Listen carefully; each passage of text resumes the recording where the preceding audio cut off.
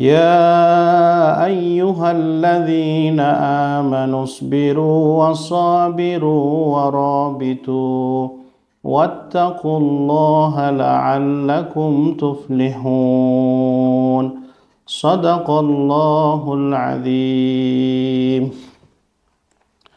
Assalamualaikum warahmatullahi wabarakatuh.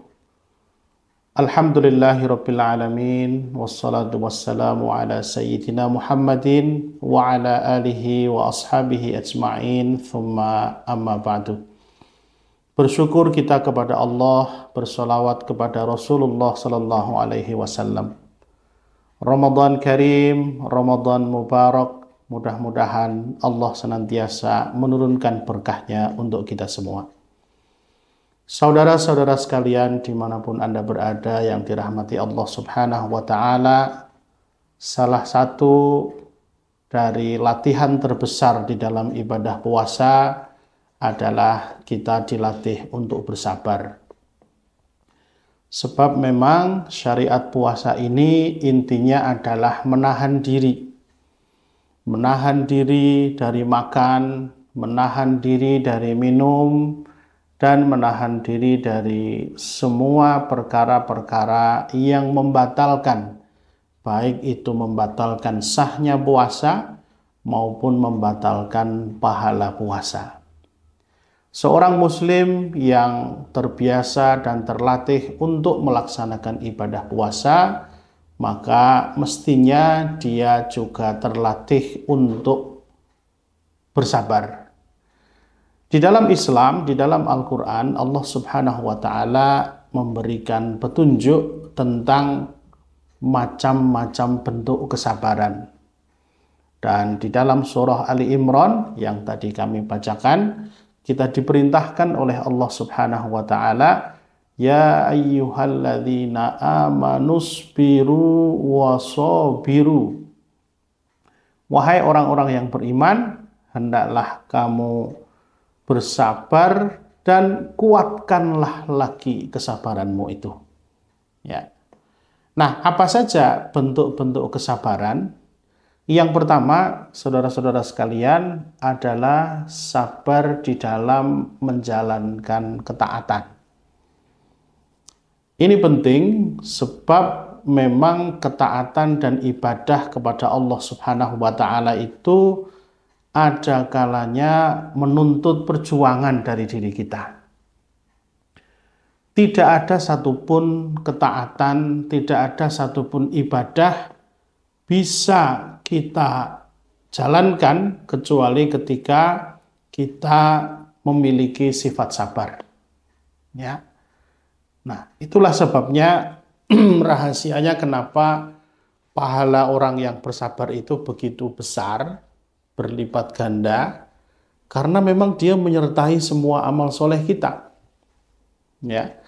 Teladan terbaik dalam menjalankan kesabaran dalam ketaatan ini adalah Nabiullah Ibrahim alaihissalam. Beliau orang yang diuji berkali-kali oleh Allah subhanahu wa ta'ala dalam bentuk ujian ketaatan. Beliau diperintahkan untuk meninggalkan anak dan istrinya di samping Ka'bah yang tandus. Beliau bahkan diperintahkan untuk menyembelih anaknya yang sedang beranjak remaja dan dewasa. Tapi itu beliau melaksanakan semua perintah itu dengan penuh kesabaran. Nah, kita ini barangkali perintah-perintah ketaatan yang Allah berikan kepada kita jauh kalau dibandingkan dengan levelnya perintah untuk Nabi Ibrahim. Tapi dengan level yang rendah seperti kita pun kadang-kadang kita masih belum sabar untuk melaksanakan ketaatan itu. Kita diperintah untuk ibadah yang fardu, kita malas-malasan melakukan. Kita diperintah untuk ibadah yang sunnah, kita enggan menjalankan. Kita diminta untuk sholat, untuk puasa, untuk tilawah Al-Quran. Kadang-kadang kita enggan melaksanakan. Itu berarti kesabaran dalam diri kita perlu ditingkatkan lagi. Itu yang pertama. Yang kedua adalah sabar di dalam menjauhi kemaksiatan. Jadi sebagaimana melaksanakan ketaatan itu juga perlu kesabaran, maka meninggalkan kemaksiatan itu juga perlu kesabaran, sama saja. Ya. Kita bisa melaksanakan puasa ini dari pagi sampai maghrib, dari subuh sampai maghrib, ya.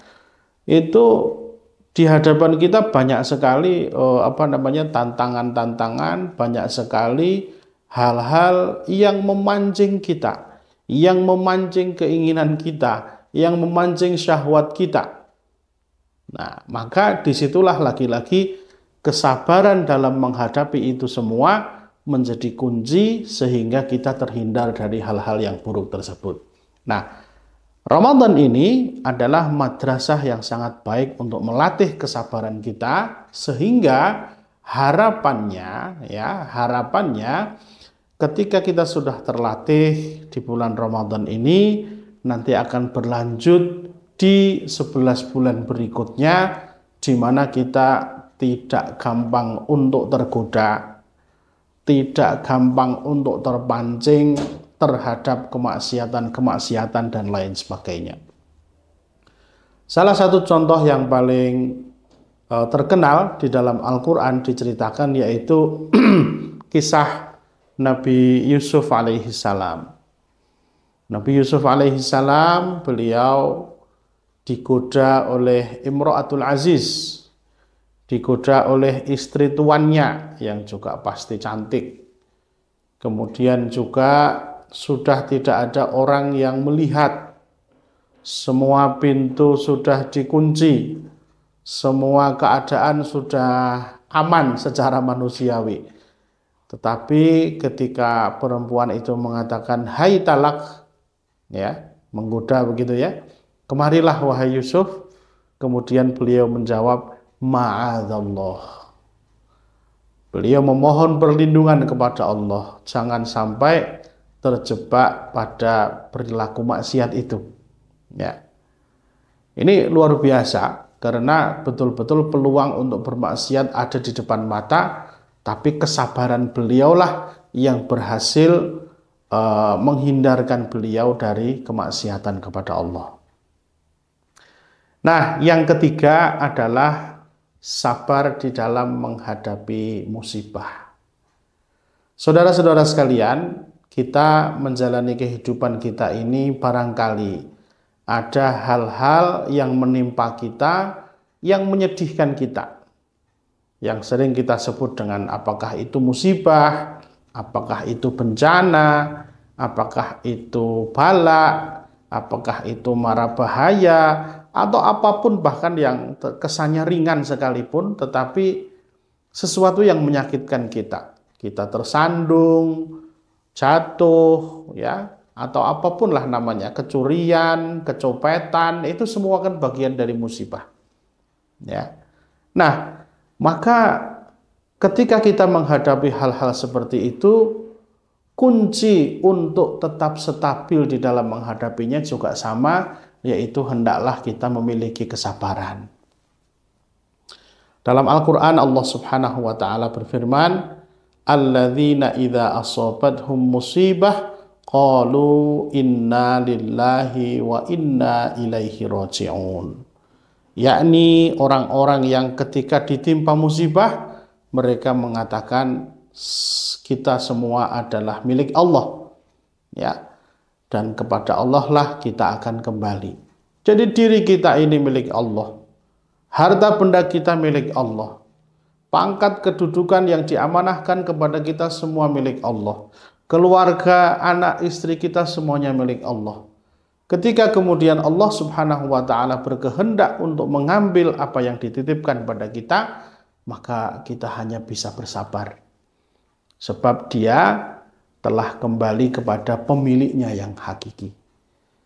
Nah, begitu luas makna kesabaran, mulai dari sabar pada ketaatan, sabar menghindari kemaksiatan, dan sabar ketika ditimpa musibah. Pantaslah kalau kemudian Allah Subhanahu wa Ta'ala mengatakan dalam Al-Quran, innama yuwaffas sabiruna ajrahum bighairi hisab. Hanyalah dibalas orang-orang yang sabar dengan pahala yang tidak bisa dihitung lagi. Mudah-mudahan puasa Ramadan ini betul-betul menjadi madrasah bagi kita, khususnya dalam melatih kesabaran kita. Demikian yang bisa kami sampaikan, mudah-mudahan bermanfaat. Ada yang salah saya mohon maaf. Akhirul kalam, wallahul muwaffiq ila aqwamit thoriq. Assalamualaikum warahmatullahi wabarakatuh. Bapak dan Ibu, saudara-saudara sekalian dimanapun Anda berada, kami atas nama Direktorat Dakwah dan Sosial Pesantren Nurul Islam Tengaran yang menaungi lembaga wakaf dan lembaga amil zakat, infak dan sedekah Nurul Islam menawarkan kepada Bapak Ibu program-program donasi yang termasuk dalam kategori paket istimewa. Paket istimewa yang pertama kami berikan namanya paket silver. Ini dengan total donasi sebesar 3 juta rupiah. Kemudian paket yang kedua, paket gold sebesar 5 juta rupiah. Kemudian yang ketiga, paket platinum sebesar 10 juta rupiah. Dan yang keempat, paket diamond sebesar 15 juta rupiah. Apa yang didapatkan dari paket-paket tersebut? Bapak Ibu, dengan paket-paket tersebut Bapak Ibu sudah berdonasi dalam bentuk satu, wakaf untuk tanah pesantren. Yang kedua, wakaf untuk bangunan pesantren. Yang ketiga, beasiswa untuk para siswa dan santri berprestasi, para hafid dan hafidhah Al-Quran.